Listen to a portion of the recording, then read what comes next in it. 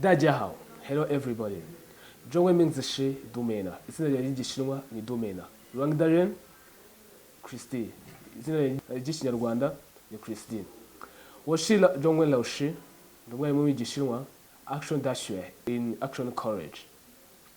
I have spent 3 years teaching Chinese here in Action Courage, and I have spent some years in China. For now, Action Courage, we are accepting students who want to study Chinese.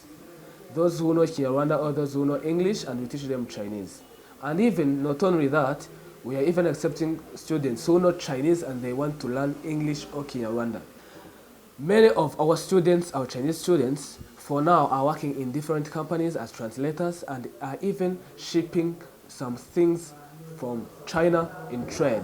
Be the first one to come and study Chinese in Action Courage. Now the doors are open. Gana action, niba ushaka kwiga indimi, gana action, ushaka kuba umuseremu, gana action.